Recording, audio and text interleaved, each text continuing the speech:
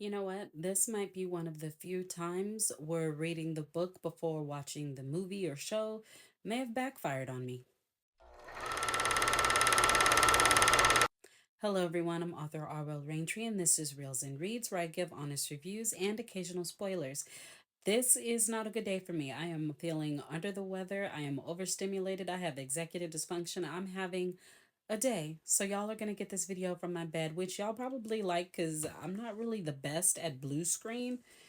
It was a lot of technical difficulties, so we're just going to get through this. Okay, so this review is of His and Hers, which is on Netflix. I believe it dropped in January, and it's based on the best-selling novel His and Hers by Alice Feeney. Now, I read the book and then immediately watched the miniseries, which is what took me so long. I wanted to read the book and see if I was even going to like the film, the series, before I switched over. And I have to say that I regret that. I think that people who watch the series before reading the book are going to get so much more out of it than those of us who did it in the reverse.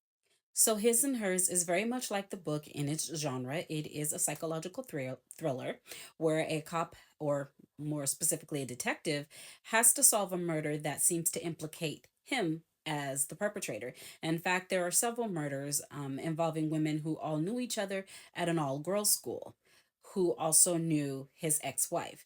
Now, in the book, it's his ex wife. In the TV series, they're married. Don't worry, it's not a spoiler, but again, it's the same genre, same feel, different location. The book is in London, the TV show is in the South. But other than that, it's the same genre, same feel, same target audience. Immediately, I have to say that I loved the casting choices. Crystal Fox is not getting enough credit for her acting talents. She's been at it since In the Heat of the Night, okay?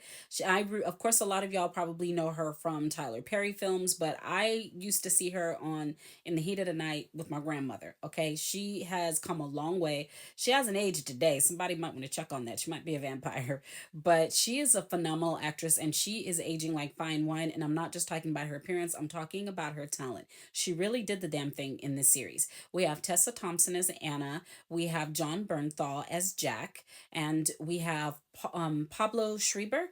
I hope that's how you pronounce his last name, as Richard. There are other well known people in the series, but those are your main characters. So those are the ones that I chose to name. And I love the way that they casted this series. I mean, if it's not going to be in London, and you're going to use American actors, they chose the cream of the crop to pull this off.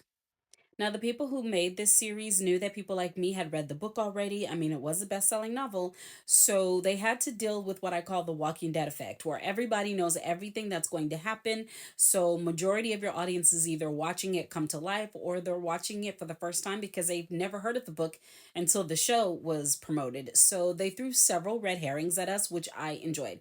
Some of the red herrings obviously turned out to be a diversion where you thought something was going to be different than the book and it wasn't. And then there are things that actually were different from the book that also serve to throw you off so that you start to wonder if it's going to be exactly like the book or if they're going in another direction. So it definitely made it enjoyable for those of us who like to try to solve the crime on our own, who like to try to solve the mystery on our own. It definitely threw us for a loop a couple of times, not in a dramatic way that made us wonder, like, what was the point of that? Everything had a purpose, and it did a great job of misdirecting those of us who had already read the book. Another thing I like is the tenderness between Jack and Anna because it did not exist in the book. Part of the reason for that is, again, in the book they were divorced, but in the series they're still married. So you see that Jack still loves her dearly, and there's a tenderness there.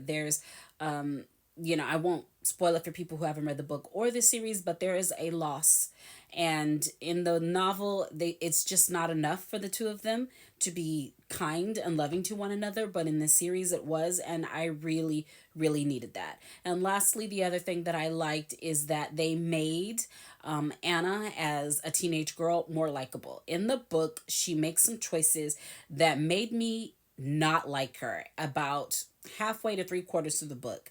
They seem to agree with me, and they made some changes to that in the miniseries, and they kind of sewed that up. And again, that would be a spoiler, so I'm not going to tell you what that is. But again, if you've read the book, you probably know what I'm talking about. So Anna is actually likable. You actually sympathize with her. You actually care about her. But in the novel, there were times when I was like, pardon my French, but fuck Anna.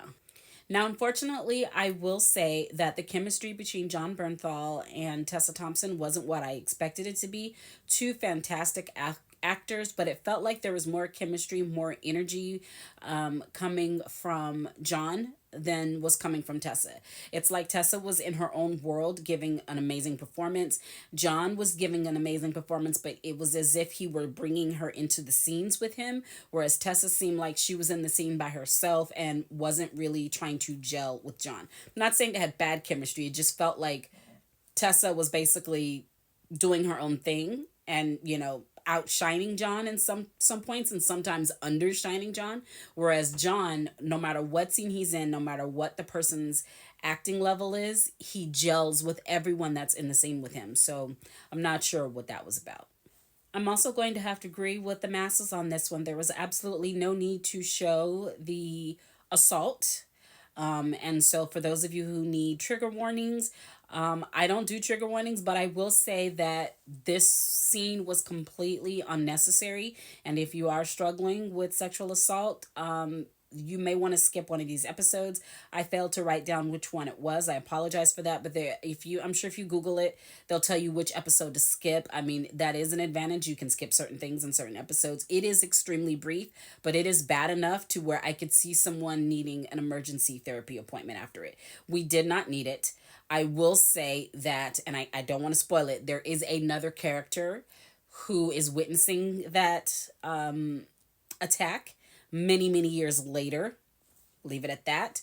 That person did an amazing job portraying what was, I guess it's not a bad thing, what was on the video. I'm trying not to spoil it. The assault was captured on video, and someone sees this video. If they were to just focus on that person and show their reaction, I think we could have figured it out. There really was no need to show the assault, and it actually impacted the rating I gave it. Now, there was a point in the series where it began to drag a little bit, and I honestly couldn't tell you if that's because I know what happens or if the series actually was a little slow. That was right around episode 3 where I started to tune out and stop caring. It's possible that this needed to be only 4 episodes, maybe only 3 episodes, but again, I don't know if that's my attention span because I had just finished the book. So I'm kind of going to leave that up to the people who haven't read the book to tell me if it really did drag. And then the ending was a little clunky. It was a little clunky. It kind of came out of nowhere. But again, I read the book, so I knew what the ending was going to be. I will say with the book, I took issue with how the denouement was revealed. But in the series, it was done much better than the book. Far better than the book, but it was still a little clunky. I recommend that you watch the series, whether you've read the book or not. You can compare and contrast. I think that if you've never read the book, you kind of don't have to. This series does a great job of telling you what happened. The little changes that happened doesn't take away from the book experience. You can watch the series and read the book or reverse order, and it's still going to be a 4-star TV series. Let me know what you thought of it in the comments.